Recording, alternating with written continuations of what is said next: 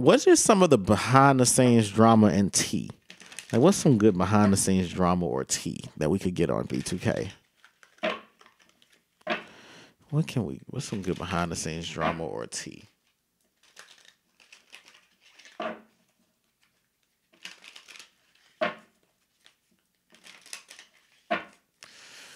see.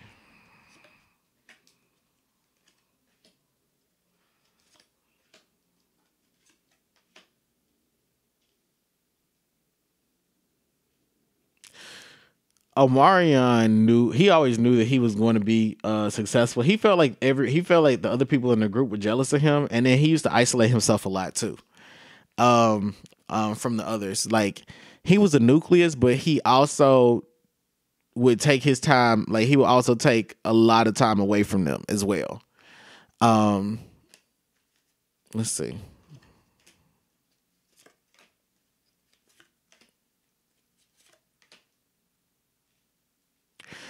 Lil Fizz was the one that had the most women though. And Lil Fizz was often okay with like dealing with girls that the other members had dealt with as too. And he hated being like second choice. He always wanted to be a girl's first choice. So he would try to prove himself to sloppy seconds. Like, I should have been your first choice. You don't think I'm really fun? I'm not your type.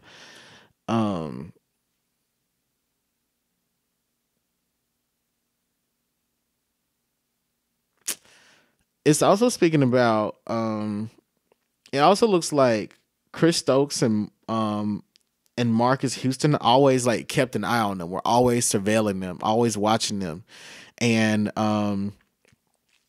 they felt like it's like the guys felt like they had freedom, but they also felt like there was a lot of there was a lot of structure to their life, and they felt like Chris Stokes and Marcus Houston were very possessive of them, or possessing of them. Okay.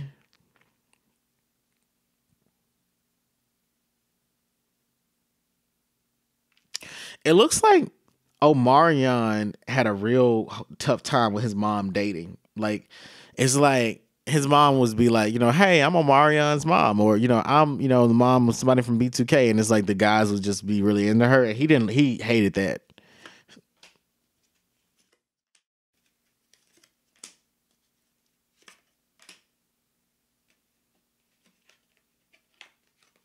Mm-mm.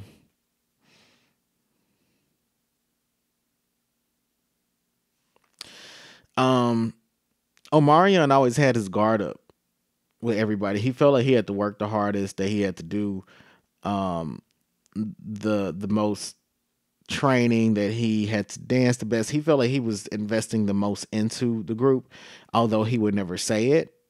But I also see him trying to be fair with money, like trying to be fair with how the money was distributed.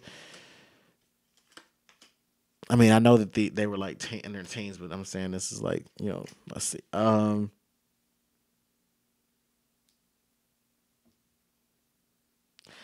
Raz B used to cry a lot, and I also see him being like confused about his sexual orientation at some points in time. Like, they didn't want to have conversations like that about sexuality, but Raz B would, and they would try to shut it down.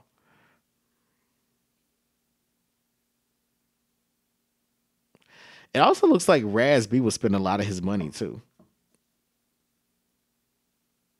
It looks like he would spend a lot of his money and ask some of the other members to like maybe borrow some money.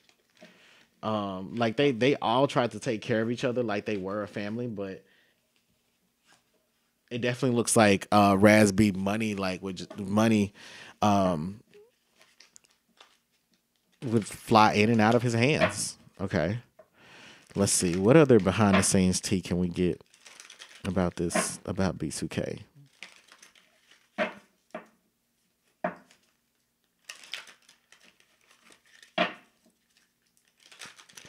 Okay, so what do you all think of the reading so far? Are you enjoying it? Are you big fans of B2K? Were you not big fans of B2K? Did you like them? I probably already asked that, but I want to know what were your experiences of B2K?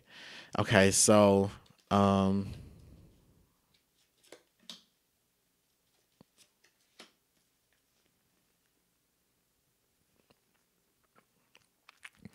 looks like Raz B's mom was very conflicted about him about trying to pull him out of the group. It looks like Raz B would try to say that he didn't want to do it anymore, and his mom was like, "No, you're gonna do it. You know, you should do it." And she felt like she was like, "No, this is like nirvana for her because she didn't." I get, like I said, I get this hands off energy from her. Um,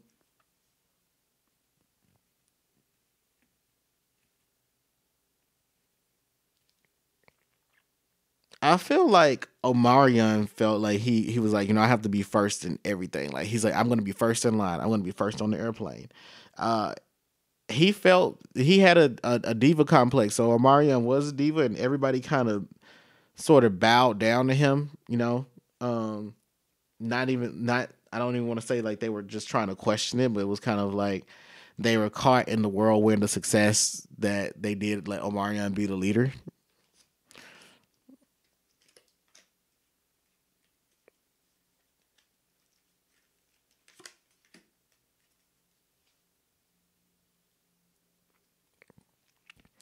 I mean, and it's also like they would joke that Chris Stokes and Marcus Houston were in a relationship with each other as well. Marcus Houston comes up as a Princess of Swords. Why do you think Marcus Houston comes up as a Princess of Swords? Um,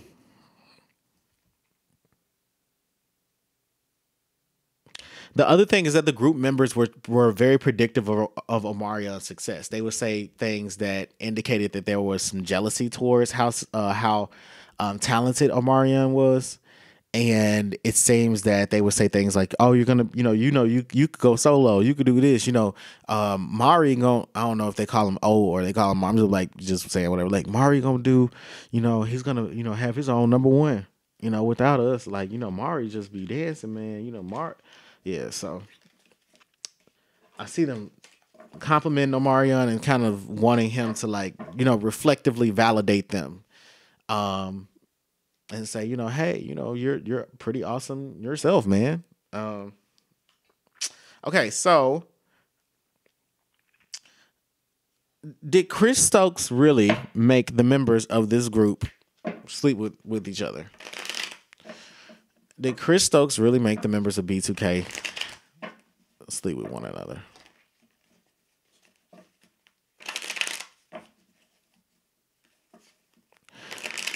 Let's see. Because we know that there is a photo of them in the bed, so they did. It's like maybe they didn't go to sleep afterwards. Maybe they just sat in the bed and they just took the photo, for that. Okay.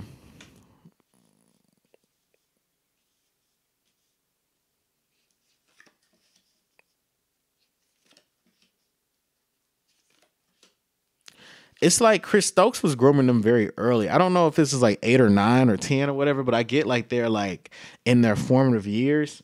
Like I get they slept in the bed together and then it started to get a little bit more weird after that. Like, um, and that's how I would say it. Like I'm not saying I'm trying to channel the words that I'm hearing. I hear it as being described as it got a little bit more weird after that, and it's like things gradually went from this like platonic experience of just boys laying in the bed together to Chris Stokes. It's like there were definitely instances of sexually inappropriate things happening um amongst the members of the group, but it's like Chris Stokes was coming up as a king of swords, and then the Hierophant following. It's like there's a part of him that would there's a part of him there's a part of him that felt terrible for what was happening or what was going on, and because the guys may it's like Raz B may not have processed the right, like as Chris Stokes would say, quote unquote, the right way, or they didn't understand it. And I just get like there's another part of him that also was like, this is what's necessary, this is what you're supposed to do. There are a lot of people that have to do these things to be successful. It's weird. I'm just trying to repeat what I hear. Um, then I'm also saying here where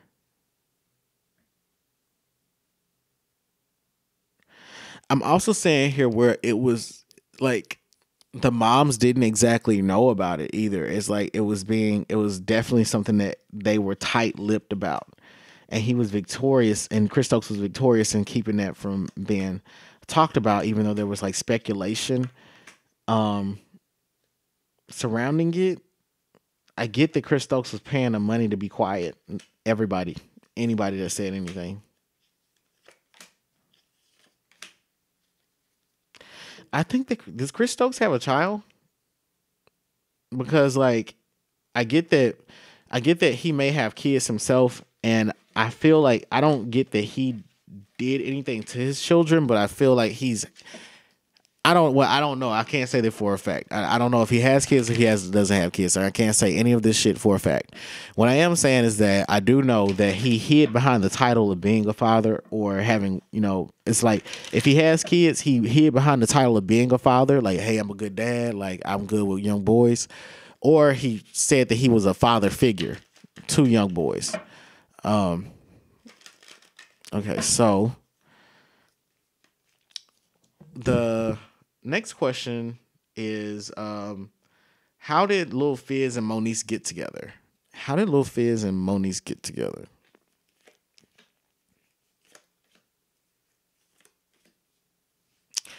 This is like Lil Fizz. I feel like for Lil Fizz, it was like love at first sight. When he saw Moniece, he fell in love with her. And he knew that it was like it's like he's attracted to women that are very alpha.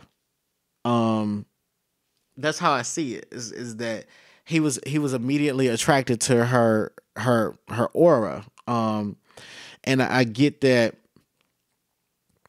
like, she knew who he was, but at the same time she wasn't completely moved by being in a relationship with him. I see this as like he's more into her than she is into him. She took it very casual. I see him spending a lot of money on her, taking her out on lots of dates. I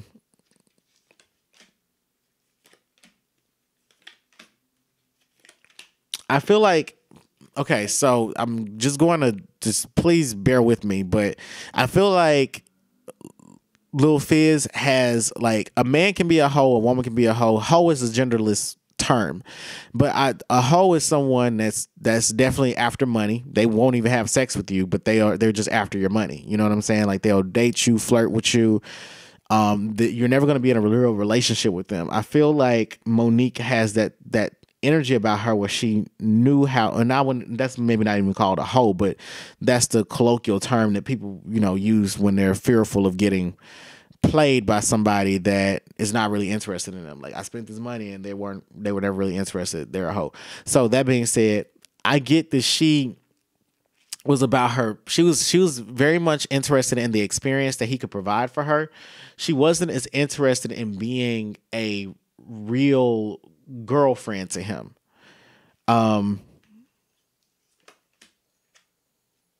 Let's see here. It looks like Lil Fizz wanted it to work out at some point. It's like he was really in love with her, and eventually she grew into really feeling like she loved him. But I see it as like she was sexually attracted to him and attracted to the status that he brought. But she had a hard time.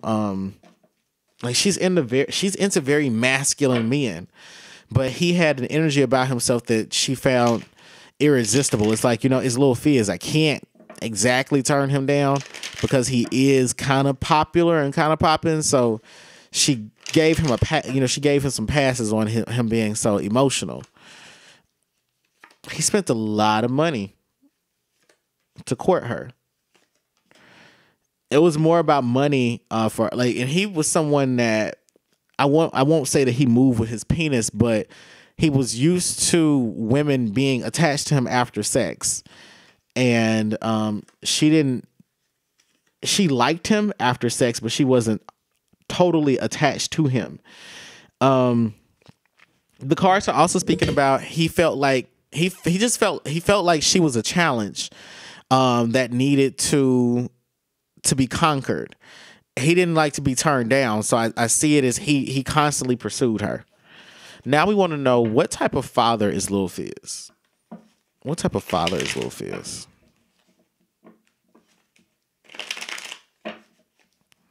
What type of father is Lil Fizz? Do you all watch Love and Hip Hop Atlanta? Tell me. Is Love and Hip Hop Atlanta good? Tell me in the comments. I'm going to respond to you. I'm going to start working on responding to people. Okay. So,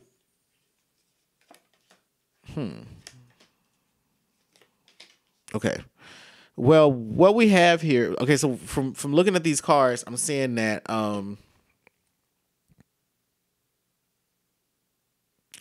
he's Lil Fizz is an overprotective and over involved father, overly involved father. He asks a lot of questions. He's not going to really respect privacy. He he definitely believes in gender norms as well. I see that in these cards. He's I don't know if he has a daughter, but if he has a daughter, he's overprotective of her with sex. And if he has a son at a very young age, he doesn't want his son to be sexualized, but as he gets older, he's going to be a little bit more lenient. I see that Lil Fizz is he's a dad that has very high expectations of his children. And he's quick tempered when it comes to his kids. He loves the hell out of them. He's the sort of father that will fight for his children, and he's the parent that will cuss his kids out at school. They're describing him as a parent that expects his kids to follow by all the rules. He wants his children to listen to him. He feels like he's a sort of father that expects for his children to listen to him because he has the life experience that they don't have. He's learned all the lessons. He wants them to avoid the pitfalls and the mistakes that he's made. But he's overly involved. Like he can be suffocating. If he has a daughter, if he has a daughter, he also spoils her. But if it's a son, he's very invested into trying to make sure that his son is set up financially. But if it's a daughter, she's spoiled. Like he buys her a lot of stuff. And if it's a son, he's trying to make sure that his son has some investments somewhere. Okay, so I'm gonna do another question now. This question is gonna be about Omarion and April. Why did Omarion and April break up? So were Omarion and April ever married? Because I remember April, she was really pretty. I think her head was shaped like a jelly bean. I'm just playing. I'm just kidding. I don't know. But no, I remember her. She was a very pretty chocolate girl. And she spoke very eloquently. She had a real like popular girl personality, like just very round the way. Like she wasn't real rah-rah on the show. From what I remember, I don't remember her getting into it with anybody, but I do remember that she spent a lot of time filming with Omarion. Is she still on the show? Because I know that I think Omarion left the show, but did she leave the show too? Were they together? How did that work out? Y'all tell me in the chat. Okay, so all right, the cards are saying that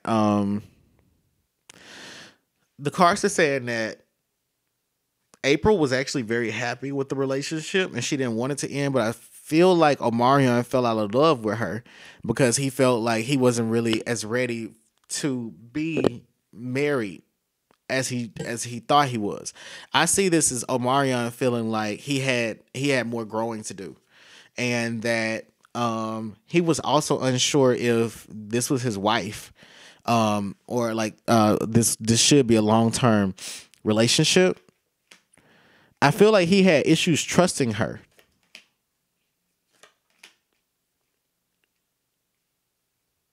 Yeah, he had issues. He had a lot of issues trusting her. And I feel like she had issues trusting him as well, but she was more silent about it.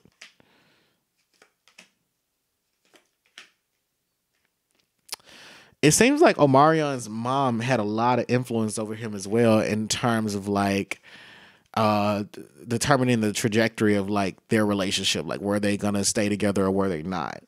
um I see this as I'm seeing this as them breaking up because they needed to go their separate ways. But I feel like April was very in love with him, feeling like that was her soulmate and wanting to work on it.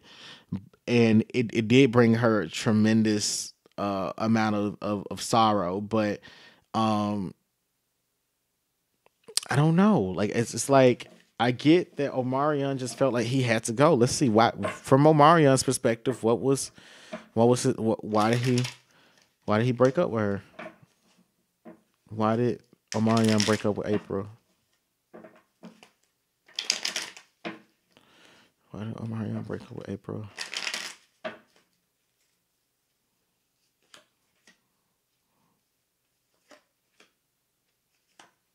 Hmm. It's I don't know how many kids they had, but I feel like they have at least two. I feel like because I see the Empress coming up, but it's like it's shortly after. It seems like shortly after a pregnancy, he just realized that it wasn't she wasn't for him anymore. He felt like he was watching her evolve into a grown woman, and he felt like that was their destiny. He felt like they had like a soul union with one another. Um, Omarion was also like out of touch with his feelings. He felt like his needs weren't getting met anymore. He felt like his sexual needs weren't getting met because he was like, I feel like he wanted to introduce other women into the bedroom, or he wanted to have new sexual experiences. And I'm also saying where he really isn't ready to settle down. Like he's not satisfied with a lifestyle that requires settling down. He's okay with raising children, but he's not as much ready to be in a situation where he's living with someone with his children. He doesn't think the traditional lifestyle is for him. Um, the cards are also saying that the relationship, it's like Omarion started the relationship, pursued the relationship, maintained it, and it's I get that April's kind of I don't see her not fighting for it, but I see her kind of being like, I hate that this happened, but I understand. Like she's very understanding. That's the best way I can put it. She's incredibly understanding, heartbroken, yes, about it, but at the same time, she felt like she's also one of those people that she's like, she believes in destiny and timing. So she doesn't think that this. She's like, this isn't the end. I'm still gonna have him, but maybe we're just not meant to be together in that way. Okay, so the final question that we have is, did April sleep with Lil Fizz? I don't know why we're asking this question, but was this a Love and Hip Hop Atlanta, Love and Hip Hop Hollywood storyline? Why did April sleep with Lil Fizz? Okay, the other thing is people love to say like, I believe you actually do know these people. Motherfucker, I am 28 years old and I grew up on goddamn Crime Mob and fucking Kaya, okay? My mama when I was 8, my mama was 28, okay? She had me when she was 20. I listened to Project Pat. I grew up in Mississippi and in Memphis, and a lot of this shit I just really don't know. I don't know a lot of these motherfucking artists. I don't know shit about Prince. I didn't grow up listening to Prince. Didn't grow up really listening to Michael Jackson, okay? Did not grow up listening to these people. I didn't know who the fuck Princess Diana was. All right. Okay. Trina was the baddest bitch to me. I remember my mama got me the Glamorous Life album. I really liked Ashanti. And I'm not in the music culture like that. I was a nerd. I spent a lot of time with video games, technology, but I'm a cool ass nigga. Okay. Anyway, That's to clear all this shit up. No, I don't. When I say I don't know somebody, I don't know somebody. When I say I don't listen to their music, I don't listen to their music. When I don't know this shit, I really don't know this shit. And there's a whole bunch of times y'all will see me fuck up where I really don't know this shit. Screw me for being so goddamn accurate to where you think I know this shit. Okay. Yes, they did. Lil Fizz in April, it's like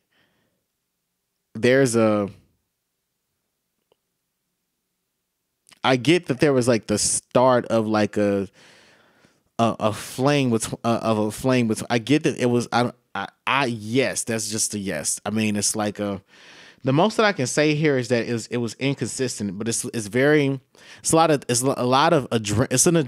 rush for them. Intuitively, I feel like Omarion knows this as well. I feel like this is something that a lot of people may know, but I get that there's like an energy or a vibe about them where it's like, you know, they may come off like brother, sister, but they did have a more intimate connection than, you know, just being platonic with each other. Okay, so that being said, I want to thank you all for tuning into the reading produced by Black Spectrum Network.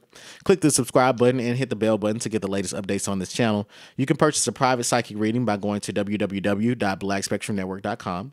If you want spiritual guidance to learn how to work with your ancestors, or you're interested in deepening your spiritual experiences, subscribe to our Patreon. You can get these and other videos at least 1 week ahead of their YouTube release date. That's patreon.com/Black Spectrum Network. Before I go, I'll leave you with these words of wisdom from the rapper Dreezy. Gave mercy to these hoes, what would Jesus do? I'm your reader, Nexo, and remember, the truth is always what? Collaborative. Thanks for watching. Fuel my fire, take me higher, I'll be your liar too. 'Cause when we're here